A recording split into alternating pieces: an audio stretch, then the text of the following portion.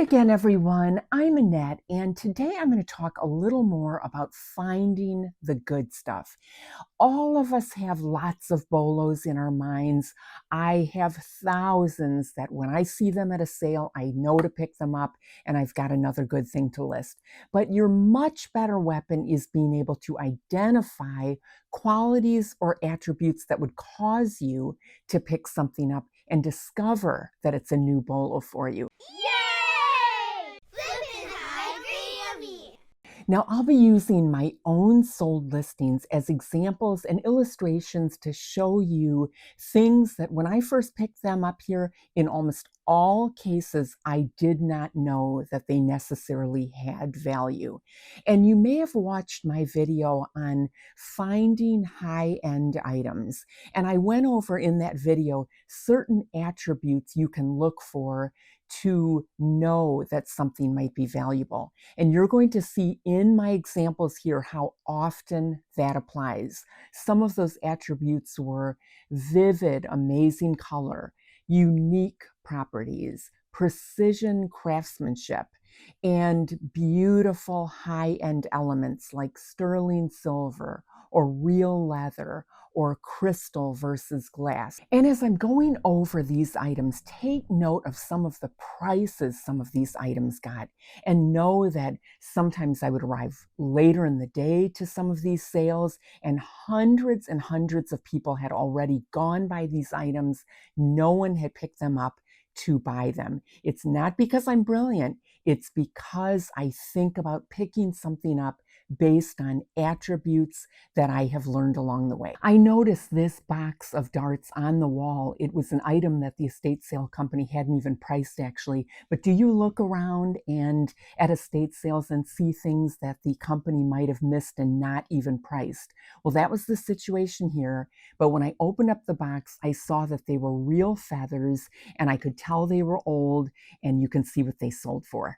This hat came from an estate sale in a whole box of hats for $2 each. They weren't of any great value, but I noticed the turquoise hat, just because of the unique color, I could tell it was real sheepskin. It was really thick and plush. Anytime you see a unique hat like that, you need to check it out. Hey everyone, I'm going to jump in real quick here because as I was working on this video, I just came home from my day of sourcing, and here's a perfect example for you to test yourself more or less. And it's kind of an illustration in real time, because when I show you this item, ask yourself, would it have caught your attention? Why or why not? It should catch your attention for at least one attribute. I think you'll also be really surprised at its potential value. So these 12 pieces of cardboard, you can see their ornaments, were just loose on a shelf. Lots of traffic had gone by them at the estate sale. I flagged them immediately just because of the retro graphics. If ever there was an MCM look to a Christmas decoration, these faces are just that. The style, the colors are brilliant. That should catch your attention. The metallic is that MCM look. And I'm familiar with the artist on these, but you don't have to be. If they catch your eye, you can Google Lens them, which would give you the artist's name. These are overall in really great condition. And even the backs, if you look at the backs here, they're also metallic, which shows good quality on them. They are not marked. It's a little hard to predict what I could get for them on eBay right now. However, given that they would be the only set like them on eBay currently, the artist is very sought after. I only paid $1 for them. I would be confident I would at least get 100 for them. We shall see. So I thought this was a perfect illustration for you of something I ran into that was rather obscure, but recognized why I should pick it up, look into it, and the bonus of finding out that it could be worth more than I thought it was initially. Those BOLOs, things you have memorized to keep an eye out for, still very important, but you will find more treasures, even better profits, if you train yourself to look for those qualities and elements that would lead you to something of value. I don't know much about seashells and reselling them, but this one caught my eye just because of its sheer size. And I could tell just based on the pearlescence, I could tell that it was real, that it wasn't a replica. And now I know that big seashells like this and other types of seashells sell very well. These lampshades were absolutely spectacular. And we've all seen globes like this 1,000 times with the ruffled edges, but it's the stripes in the glass and the opalescent glass that really caught my eye. In fact, the pictures really don't do them justice.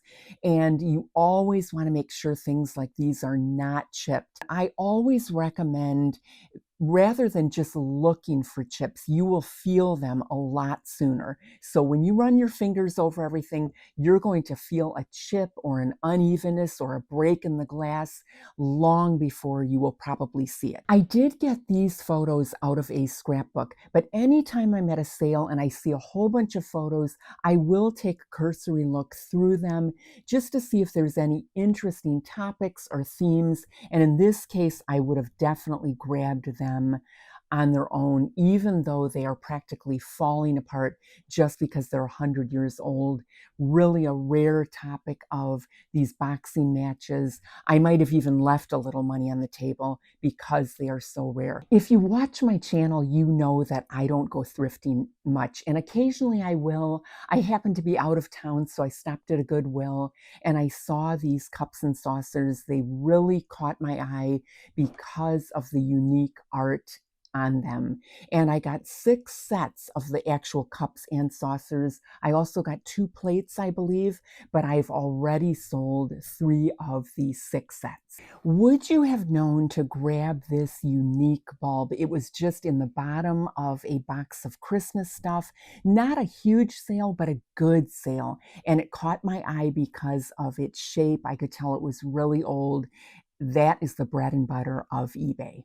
This program came out of that same scrapbook, and maybe you don't have the patience like I do to go through tons of paper in the basement, but at the very least, you might want to check what is the nature of someone's basement. Are there any certain collectibles they have a lot of? If you saw that they have a lot of boxing memorabilia, for instance, look for programs, important pieces like this.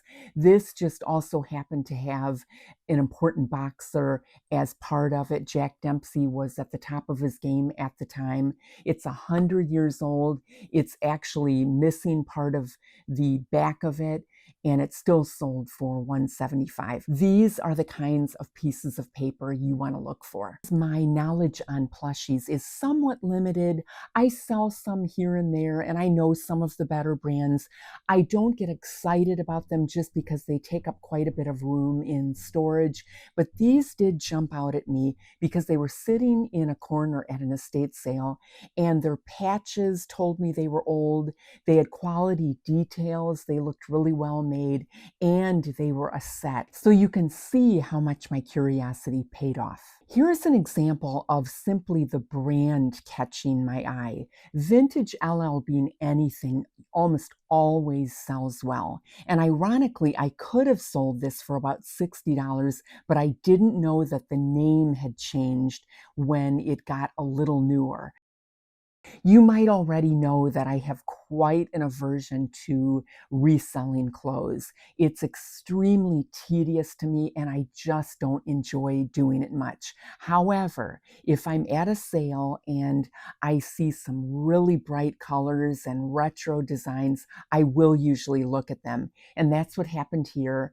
I bought this shirt with a matching dress, and I was undecided initially whether to sell them together, but ultimately decided to sell them separately just because I thought there might not be that great of a chance for the couple wanting to buy the set being the right sizes for the items. Just know that vintage Hawaiian shirts that are really bold like this and the true retro shirts of the 60s and 70s always do really well. When I saw these glasses, I knew they were special. They had to be because they were so unique. If you look at the bubbles on the bottom, I've never seen any like that. I could tell they were crystal, and I did get 16 total. I decided to break up the lot, and I have clearly made more money by breaking up the lot. I've sold 3 out of the 4 sets of 4 glasses each. Even if you knew nothing about flipping dolls or doll clothing, this box of clothing that I found at an estate sale for only $10 should still catch your eye.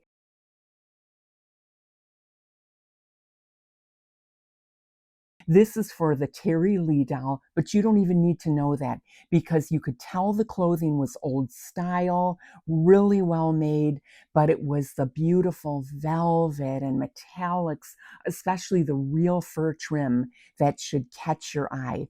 Always make sure the clothing is in good condition. This was marked Terry Lee, so you could comp it there, but the fabrics and the details should catch your eye. When I saw this fan at a sale, it was only $1, but I was disappointed to discover that it was only plastic. It didn't have a sterling loop, but I took a closer look and it looked like it has barely been used because the ostrich feathers were still really full, fluffy, complete, and it even had the remainder of what looked like a price tag still on one of these spines or whatever you call it. So fans like this that are much more ornate go quite high. Still in all, $60, a great sale. The nice thing about having an eye for finding the good stuff is you can literally come into a sale on the 3rd day, on the last day, at the last hour, and still find a treasure. And that's how I found this one. It's surprising it was still there. Actually, it was only $10. I immediately noticed the level of detail, the sheer number of frogs on it. Fortunately, none of them were chipped. It might have still sold with a chip. And after watching a video like this, hopefully you would notice a pottery piece like this too. Just a footnote here that I am not covering any of my jewelry sales. I will be doing a subsequent video on finding good costume jewelry to flip again in the future. Very often you will see old eyeglasses in baskets on dressers at estate sales or in the kitchen even. And did you know that there are people who put their prescription lenses in these old retro styles, whether they're like this octagon shape or the aviator style, but it's definitely something to watch out for. The higher quality, the better. These were gold filled, and generally those are going to be the ones that sell. Details, details, details, especially found in miniatures like this little figurine.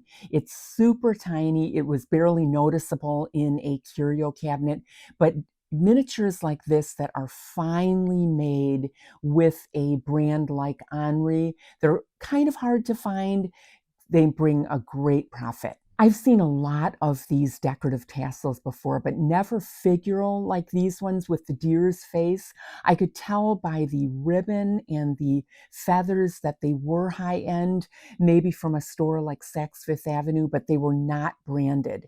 So I needed to pay attention to good keywords to help the buyer find them. It took a while to sell them, but still a great sale. I was not familiar with this toy. The color is what grabbed me on this one. People love to buy toys to recreate their childhood.